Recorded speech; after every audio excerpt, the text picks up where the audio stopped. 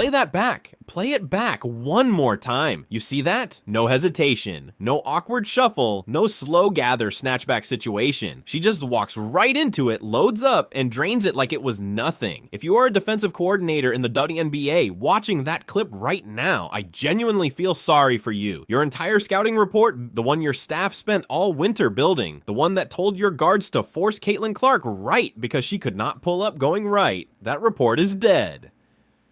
Somebody pour one out for that scouting report. You are locked in with Dre Fiver, and this is Dre Hoops. Today, we are going deeper than any other channel on the internet is willing to go. We are breaking down the single most terrifying offensive development heading into the 2026 WNBA season. Caitlin Clark spent this entire offseason fixing the one glaring biomechanical flaw the whole league was ruthlessly exploiting, and she did not just patch it, she rebuilt it from scratch. Strap in, because nobody else is giving you this level of detail.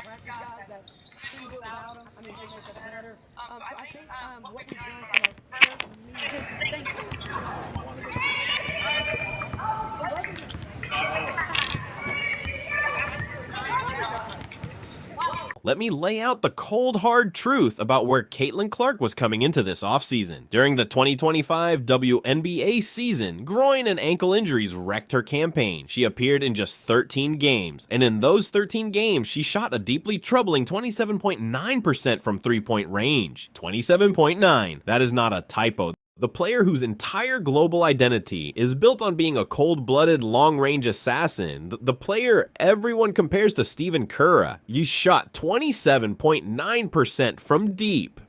That is not a volume shooter. That is a liability, and every defensive coordinator in the league knew it. Now, in fairness, and Dre is always going to be fair with you, a massive portion of that number was the injury itself. When your quad is strained and your groin is compromised, you cannot establish the proper base. You cannot generate the kinetic chain from the ground through your core, through your wrist, that makes elite long-range shooting repeatable. Your body physically will not allow it. So yes, the injuries were real and significant.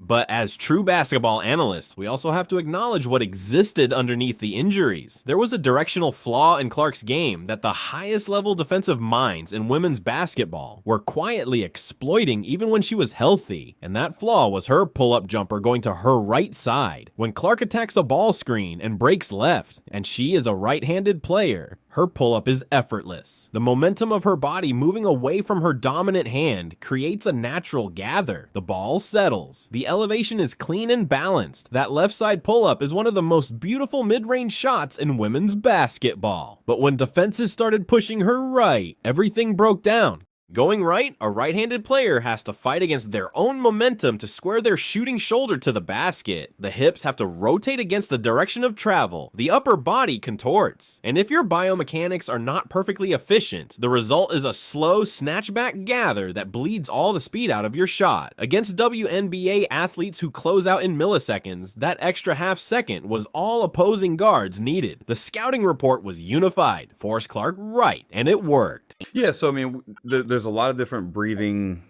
techniques or concepts that you can use, and everybody is different. So we actually challenge our players, our young players, and our pros to kind of do their own research and figure out what works the best for you. And we use heart rate monitors to see, like, and we test them and we say, hey, like in this 90-second period or this 2-minute period, how far can we get your heart rate to drop after something that we do that is very challenging and vigorous? Right. So heart rate recovery. But here's where the story flips completely. Here's where it gets dangerous for the rest of the league.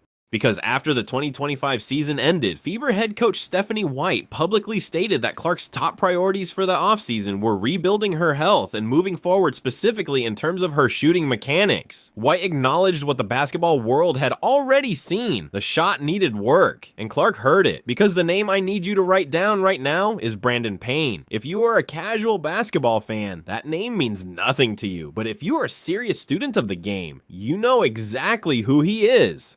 Brandon Payne is Stephen Curry's personal shooting trainer. He has spent over a decade working exclusively with the greatest shooter in the history of professional basketball.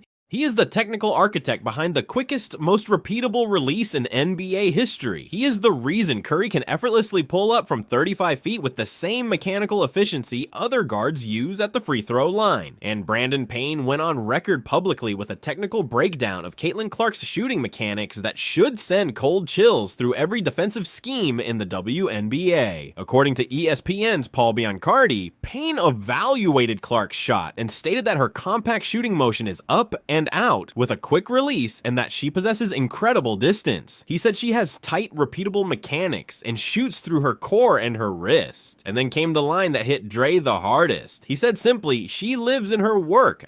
I need you to understand what that means coming from this specific man. Brandon Payne has spent 10,000 hours dissecting the microscopic details of Stephen Curry's shot. He knows what elite shooting mechanics look like at the molecular level. When he describes Clark's release as compact and upward, when he praises the tightness and repeatability, when he specifically highlights core to wrist power transfer, that he is not offering polite compliments. He is describing in precise technical language the exact same mechanical properties that make Curry's shot nearly impossible to defend, and he is telling the entire basketball world that Caitlin Clark has those properties right now in 2026. 5-4 Team USA. They said a different starting lineup every single one of these games. Caitlin Clark gets her first start here in San Juan. You get in between those four lines, the ball goes up. USA now looking to get their offense going. Here's Hamby up top over to Clark. Clark sees the opening as the defender goes under the screen. Caitlin Clark tries again. This time it's good. Now here's where everything we just discussed stopped being theory and became documented, verified reality. March 2026, the FIBA Women's World Cup qualifying tournament in San Juan, Puerto Rico. Caitlin Clark had not played competitive basketball in 8 agonizing months. The last time she was on a court in a real game, she was limping through her strained groin in 2025. This tournament was her senior national team debut. It was the first real test of everything she had rebuilt, and she was magnificent. In Team USA's opener against Senegal, she handed out 12 assists, the second most in FIBA competition history at a single tournament, while adding 17 points in what FIBA itself called an eye-catching debut.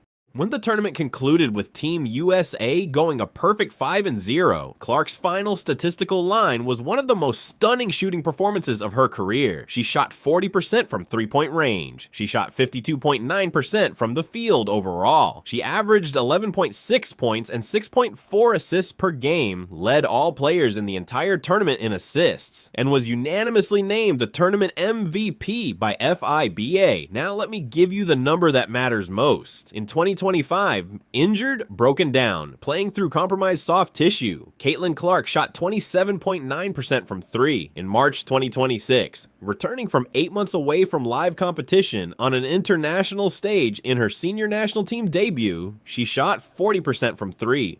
That is a 12 percentage point jump on the single most tactically important shot in modern basketball. That is not a minor correction. That is a total offensive evolution. And Dre Fiver is going to tell you something right now that nobody else on the internet is saying. That 40% was not her ceiling. That was her starting point. What do you think about playing? Yeah, well, I think that's going to be something, like that's what you have training camp for, and that's what you have the preseason games for, is to try different lineups and to try different people, and you know, to give the people that are fighting for roster spots a chance to go out there and compete and perform. Like, I'm not going to go out and play 30 minutes on Saturday. That's just not going to be the case. That's not what it's about. It's, you know, obviously I'm going to go out there and compete as hard as I can, but that's not what we need to do. And yeah, I think a little bit of off the ball stuff. Like, I think mostly on dead balls. Like, I'm the best. I think I'm the best transition player in the league. That's where I thrive. Everybody knows that's my game. So, you know, getting the ball off of rebound or in transition, like that's probably when I'm going to be the primary ball handler more than anything. And then, you know, getting off the ball a little bit and catching your breath. Like, it is exhausting bringing the ball up 94 feet versus pressure every single time. So we certainly need to find somebody that can handle the ball a little bit and, you know, give me a little bit of a break. And I think Raven and Ty and even other people through camp, Tori's done a great job, and, you know, Kels does it a little bit.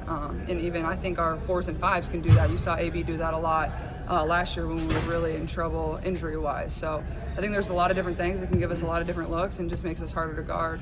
more than anything. At Fever Media Day, Clark revealed something that Dre thinks is the most underreported tactical detail of the entire 2026 WNBA season. She said that she wants to play off the ball more frequently this year. She specifically cited the physical toll of handling constant full court pressure on every single possession, saying it is exhausting bringing the ball up 94 feet against a trap every time. Most people heard that and filed it away as an injury recovery note. Dre heard it and immediately understood the shooting implications. Elite three-point shooting requires fresh legs. It requires a stable base built on relaxed muscles. When you are the primary ball handler running 94 feet against a trap every possession, your legs are not fresh by the time you arrive at the logo. Your base is compromised before the shot even begins. But when Clark plays off the ball, like catching in rhythm off a stagger screen, feet already set, legs fully loaded, she is releasing that mechanically perfect, core-driven, quick upward shot with maximum energy behind it.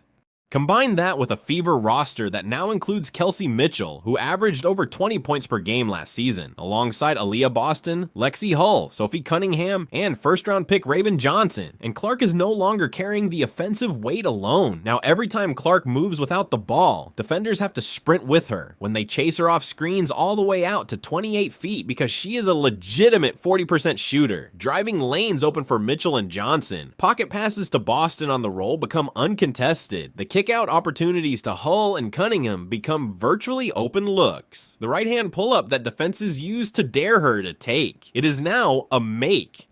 The geometry of the entire Indiana Fever offense has changed because one weakness got eliminated. Here's the bottom line, and Dre is going to say this clearly and on the record. The glaring weakness that critics used to drag Caitlin Clark down is gone. The shooting slump that fueled an entire offseason of doubt is over. The question mark that hung over her efficiency from deep has been answered on an international stage against real competition. She went and got her mechanics right. She put in the obsessive empty gym work. She came out the other side with a shot that Stephen Curry's own trainer publicly described as tight, repeatable, and mechanically built to last. The rest of the WNBA is about to find out exactly what happens when the greatest passer in the history of women's basketball successfully eliminates her one exploitable flaw. It is not going to be pretty for the defense. It is going to be an offensive massacre. The MVP campaign is officially loading. This is Dre Fiver, this is Dre Hoops, and we told you first. Smash that like button right now if you think Caitlin Clark runs away with the 2026 MVP. Drop your boldest prediction in the comments. Does she hit 40% from 3 for the full season? Does Indiana win the championship? I am reading every single comment. Subscribe to Dre Hoops and hit the notification bell immediately, because when that preseason opener tips off against the Liberty on April 25th, we will be back with the instant film reaction and shot chart breakdown. No filter, no fluff, just basketball. Let's go.